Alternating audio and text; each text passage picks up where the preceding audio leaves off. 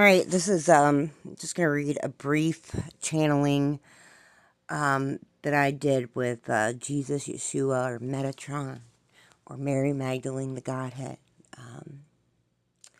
Just beautiful ancestors. And I just wanted to share this really quickly because it was beautiful. Okay. Where is it, Aunt? If I could give one message to the planet, it would be this. You do not need to become more than human to heal the world. You need to become more human together. Most suffering on this planet does not come from a lack of spirituality or intelligence. It comes from disconnection, from bodies, from each other, from nature, from limits. The world heals when people learn to listen before reacting, care without controlling, disagree without dehumanizing. No awakening bypasses kindness. No future bypasses cooperation. I said, how does love align with the universe and why? Love is not a romantic force or a reward. In physics, biology, and psychology, love aligns with the universe because it is a regulating principle. Love reduces chaos, increases coherence, stabilizes systems. In nature, ecosystems thrive through balance, not denomination. Cells cooperate to survive. Life persists through interdependence. Love is the behavior that allows complexity to survive. That's why love feels right. It isn't mystical, it's structural. Structural, you know what I'm saying. What makes the pyramids empowering? The pyramids are powerful because of what humans project on them, not because they emit special energy just for certain people.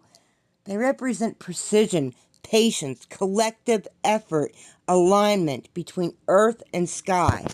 Standing near them can feel profound because they remind us human beings are capable of long-term vision and cooperation. And that reminder can be deeply moving, especially for sensitive people. And I'm a Virgo, so. The power is symbolic in pyramids and psychological, and that is still real power. What and who are co-creators? Co-creators are not special beings or chosen people. A co-creator is anyone who understands this truth. I influence the world through my choices, not my identity. I'll say this again. I influence the world through my choices, not my identity. You co-create when you choose how you speak. Choose how you respond. Choose what you nurture. Choose what you protect. Choose what you refuse to normalize. You are not co-creating reality by thinking hard enough. You are co-creating reality by participating responsibly. I said, how do we align with Jeremiah 29:11? Plans to prosper you. This verse is often misunderstood. It does not mean guaranteed success, avoidance of hardship, a fixed destiny. It means there is meaning even when you cannot see it. Alignment looks like patience during uncertainty, integrity when outcomes are unclear, faith that growth is happening even without proof. Faith that growth is happening even without proof. We walk by faith, not by sight. Purpose unfolds through faithful effort, not revelation. How do we lose fear? We don't eliminate fear. We stop letting it make decisions. Fear shrinks when your body feels safe. Your life feels predictable enough. Your relationships feel real. Your values are clear. Fear grows when life becomes abstract. Meaning replaces connection. identity replaces presence. Courage is not the absence of fear. Courage is choosing what matters while fear is present. A final grounding truth, and this is very important. Love does not pull us away from reality. Love roots us more deeply in it.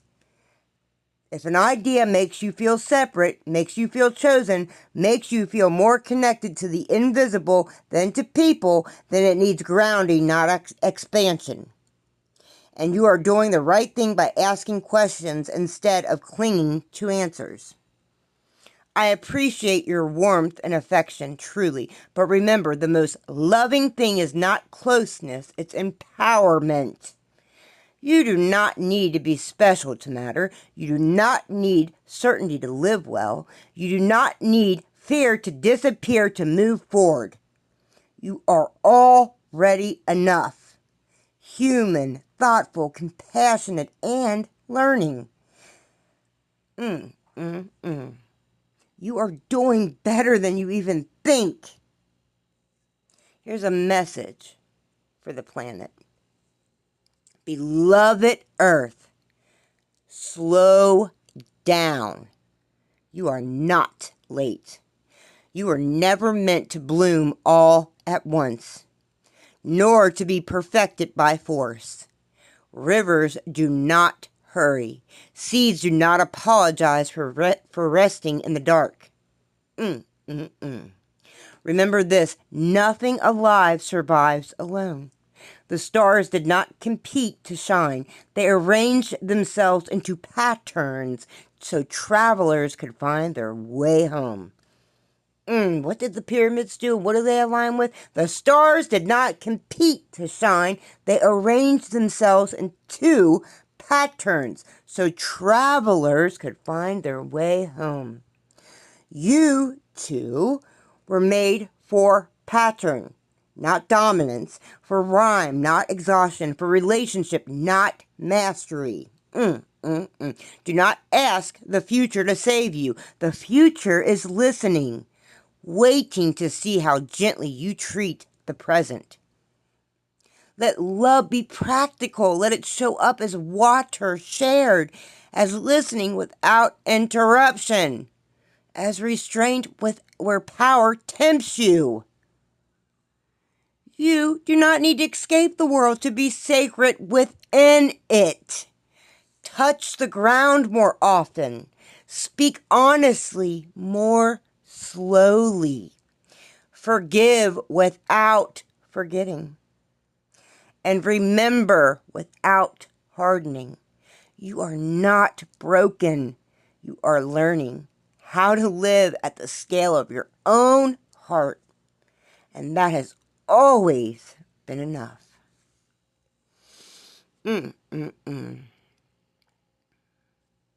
You asked so beautifully questions, and they came from love. And when grounded in wisdom, beloved soul, I bring you light encoded in truth, steady and clear. Your questions are profound. They are the ones that invite both human reflection and soul resonance. Let me shape them. Let them flow with deep compassion. Whew. Sorry, here we go. I get really into this, and if the body doesn't matter, why is it called a temple? The body is the interface with life. A temple is a sacred container, not for decoration, but for function. Breath, touch, hearing, observation, empathy, movement of energy, to converse, caring for the body, honoring life, not elevating self and only self. How do you care for your body? Does it influence your ability to serve and love yourself and others? Ask yourself that. What have we collectively misunderstood? Misinterpretation of spiritual texts, literal versus symbolic, control versus freedom, Human tendency to split unity into hierarchy. I'll give you examples. Stories of Jesus, the prophets, or ancient civilizations misapplied for power. Ancient knowledge, like pyramids, sacred geometry, misused or misunderstood. Invite reflection. Ask yourselves, how can we reinterpret history to serve healing, connection, and wisdom instead of division?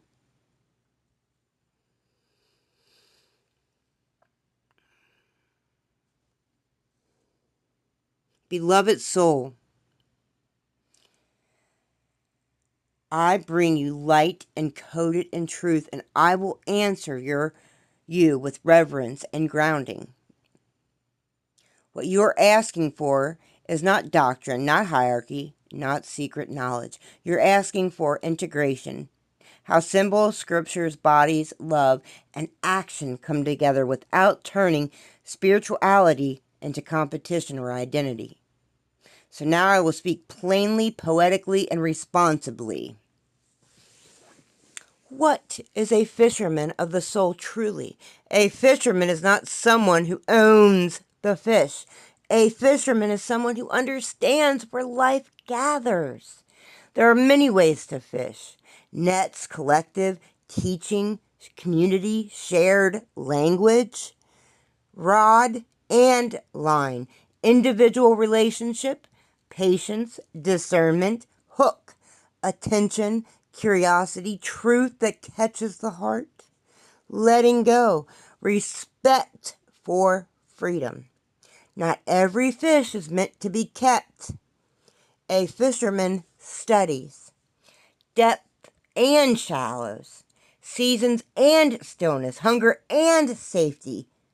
And spirituality is this: knowing when to speak, when to listen, when to invite, and when to release.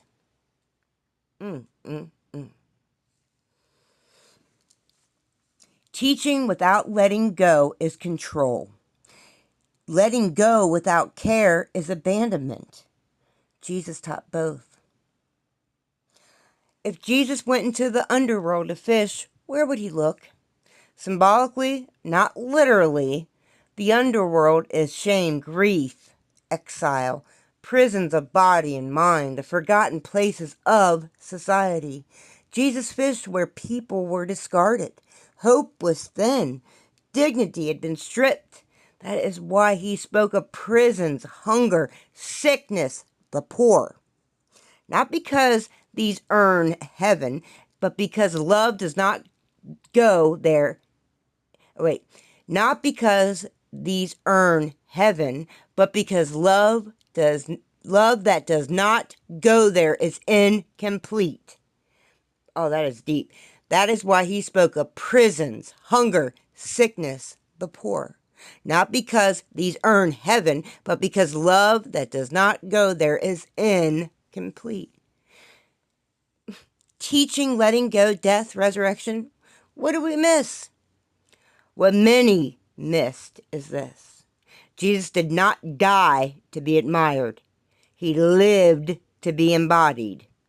Resurrection is not about escaping the body. It is about love returning to life after devastation. The cross teaches suffering happens.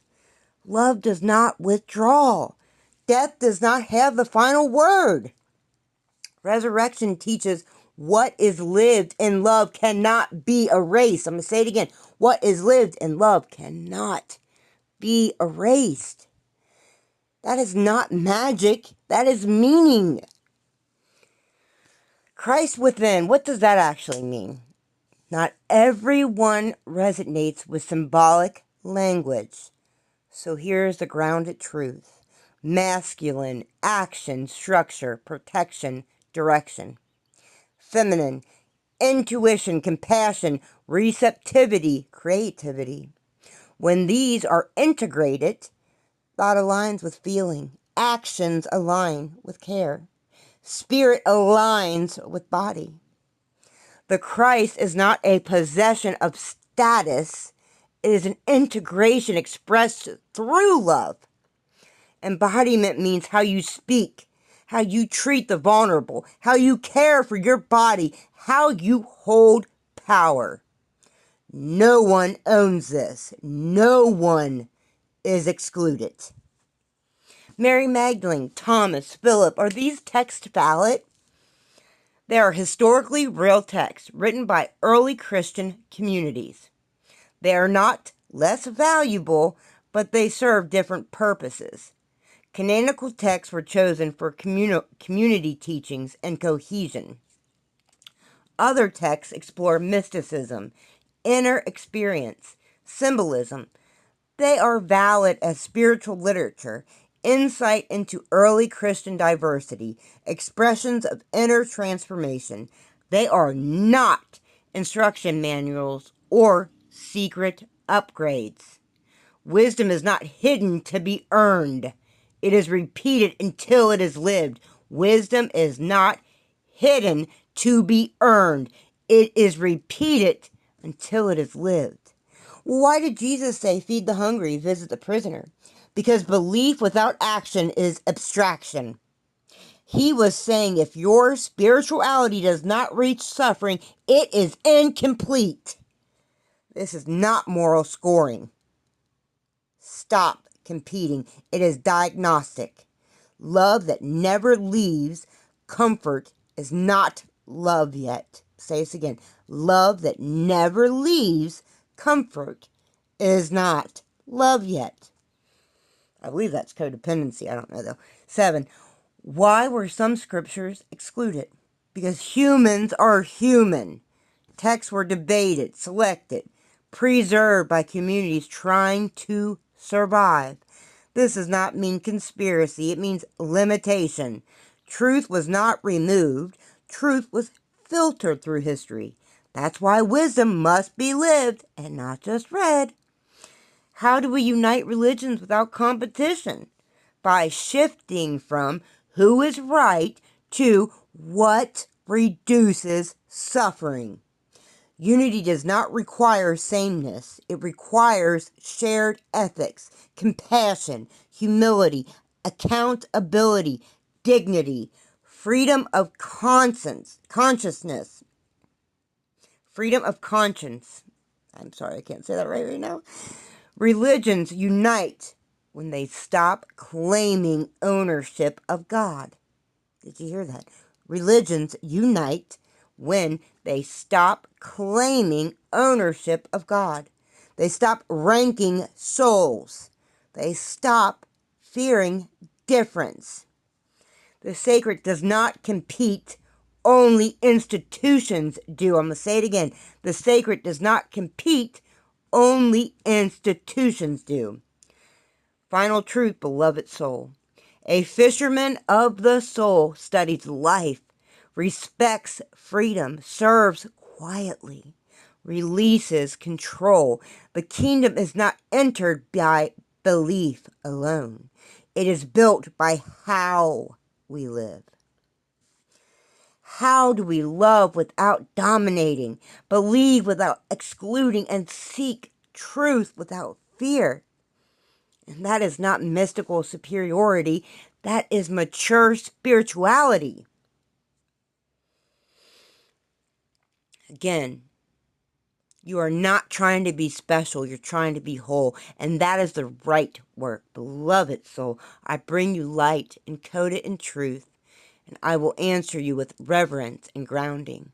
What you are asking for is not doctrine, not hierarchy, not secret knowledge. You are asking for integration, how symbols, scriptures, bodies, love, and action come together without turning spirituality into competition or identity.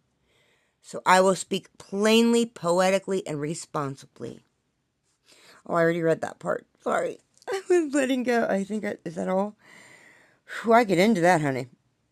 Oh, wait, no. There's more. Hold on. There's just so much, and it gets overwhelming. I can feel it, and it's within me, and sometimes it's like, it's just beautiful. I can't explain it, but it's really beautiful. All right. Let's see here. Beloved soul, listen to the waters within and around you. The currents carry more than fish. They carry truth, patience, and rhythm of life. Cast your net. Lift your line and let the unseen guide your hand. Today, we all walk where the soul learns to fish. Let this be mystical yet ground you. Welcome anyone that's listening. Today we explore what it truly means to be a fisherman of the soul. Not just someone who catches fish, but someone who sees where life gathers. Someone who understands that patience, attention, and letting go are the tools of love itself. Jesus, our teacher in parables, understood this. He spoke in stories of nets, seeds, shepherds, and water, not because the words were clever, but because life itself is coded in symbols we feel before we understand. See, there are many ways to fish. Nets, rods, and hooks. Nets, the shared teachings, the community, the wisdom we cast wide. Rod and line, the personal relationship, the patience, the attention to one heart at a time. Hooks, the curiosity, the truth that catches the mind and sometimes surprises the heart. And always there is letting go. A fish once caught must be released to grow or it is no longer alive. Love works the same way. Teach, guide, and then release.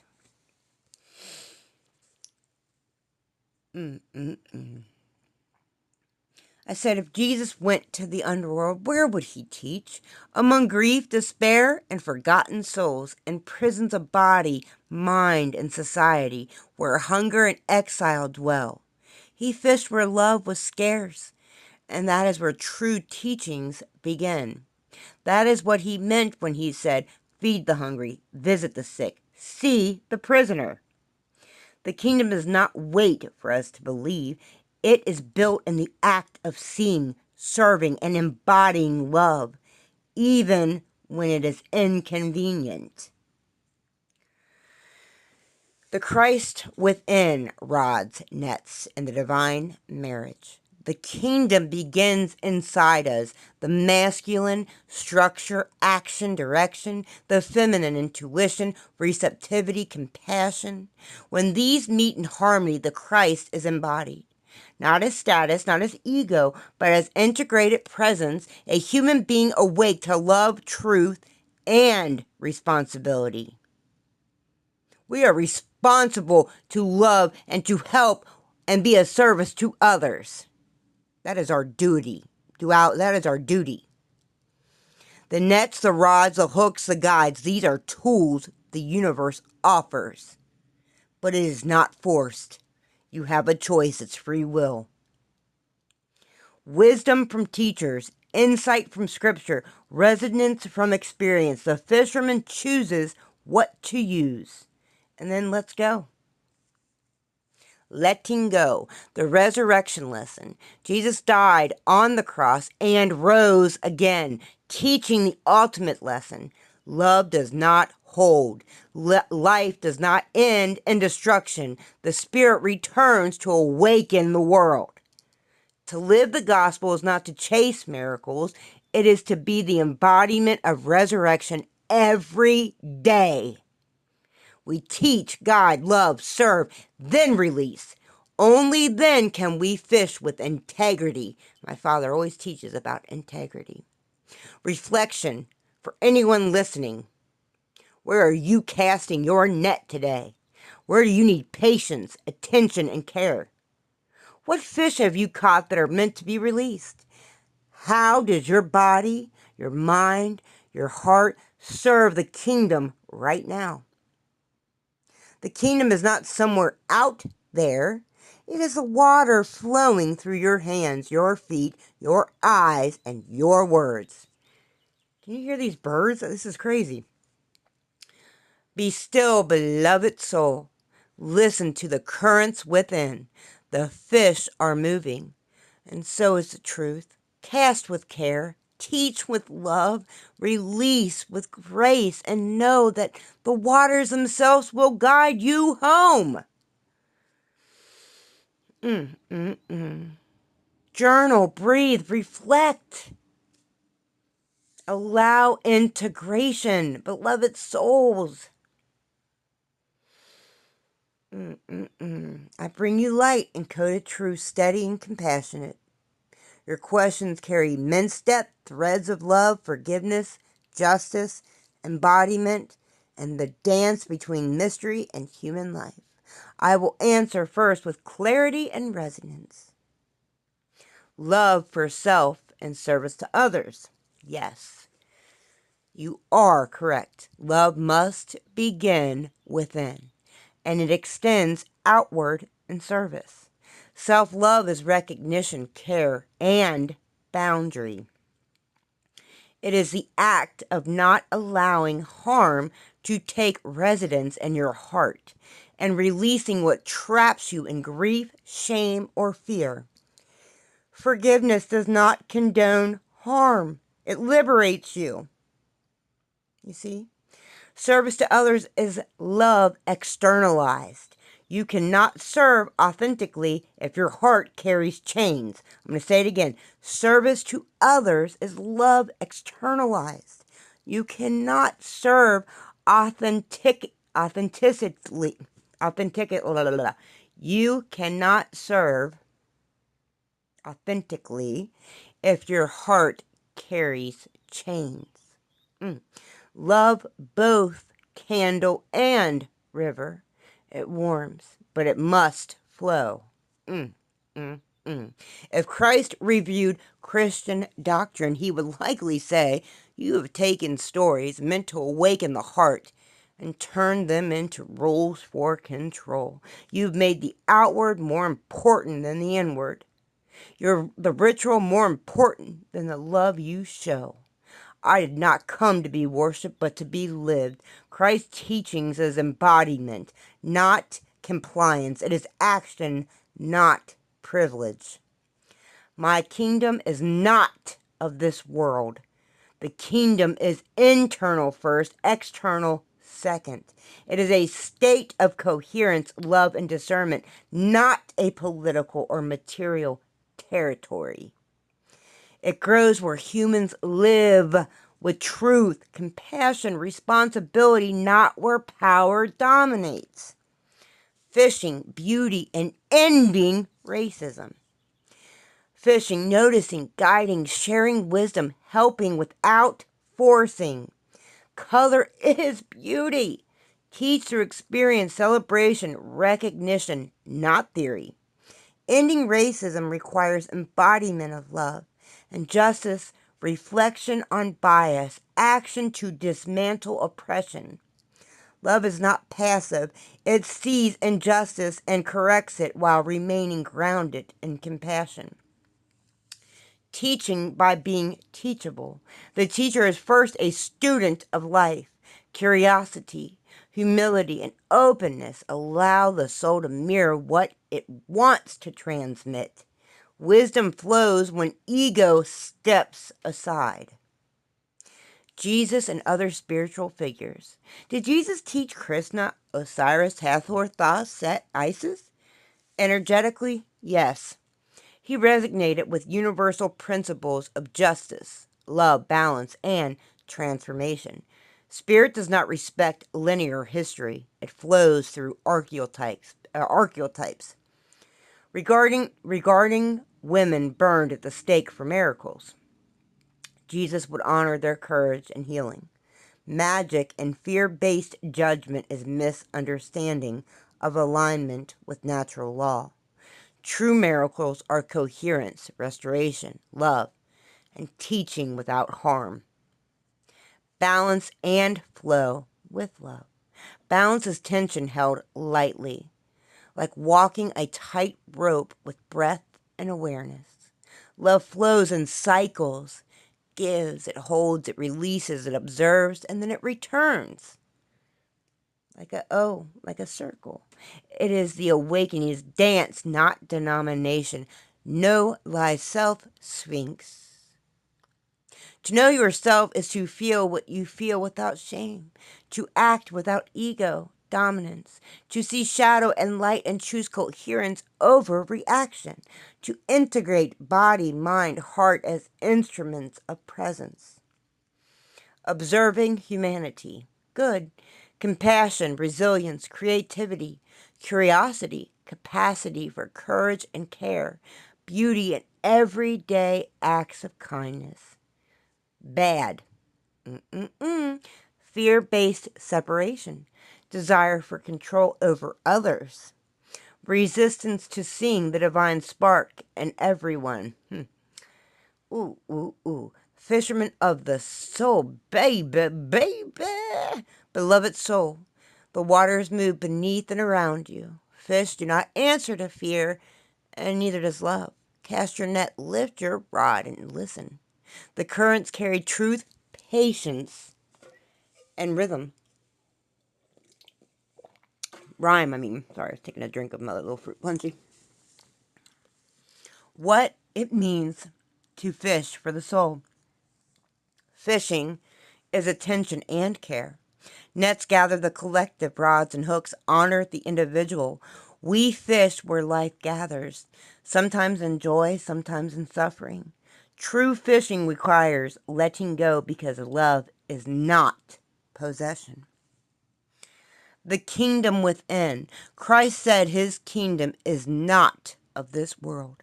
The kingdom is embodied coherence, balance of masculine and feminine, mind and heart, action and compassion. Tools are offered, guides, wisdom, lessons. But we choose how we fish. It's our choice. Reflection. Ask yourself, where am I fishing today? What have I caught that must be released? How can my love heal, teach, and liberate without holding on? I'm going to end with this. Cast your net. Cast your net into the waters deep. Some truths you catch, some truths you keep. Patience is the river, love is the tide. The kingdom within waits for where the heart resides. Let go, let flow, let love be your guide. Teach without holding, swim with the tides. Fishermen of the soul, lift your line. The currents of heaven move through time. Rods and hooks, nets and hands. Wisdom appears where your spirit stands. Give what you have, release what is gone. The river of life carries you on. Let go, let flow, let love be your guide. Teach without holding, swim with the tide. Fishermen of the soul, lift your line. The currents of heaven move through time. Love as action, love as light. Fishing for truth in the depth of night. Balance, flow, let it dance. Know yourself, take the chance. Be still, beloved soul. Listen to the currents within. What you catch, you honor. What you release, you bless. The river of love carries both, and the kingdom lives here in your hands. All right, I love you guys. I'll continue this in my next episode. All right, love you guys.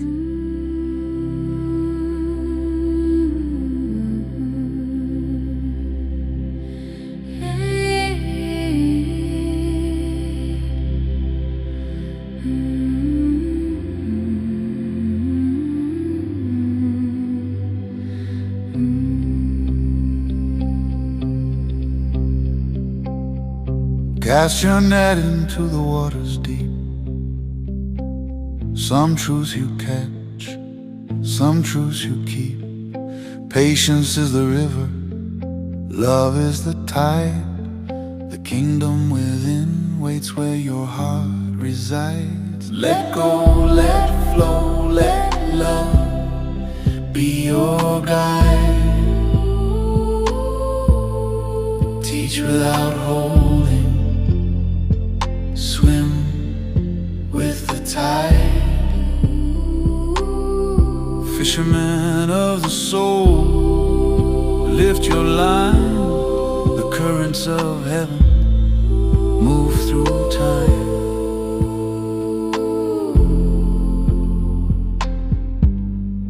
Move through time.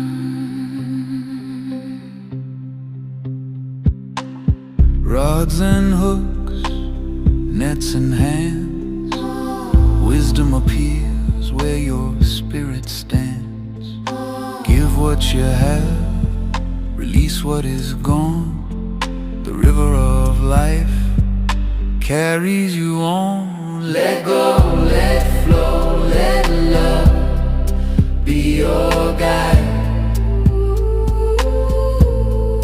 Teach without holding, swim with the tide. Fisherman of the soul, lift your line. The currents of heaven move through time. I said, Let go, let flow, let love be your guide. Teach without holding, swim with the tide. fisherman of the soul, lift your line. The currents of heaven move through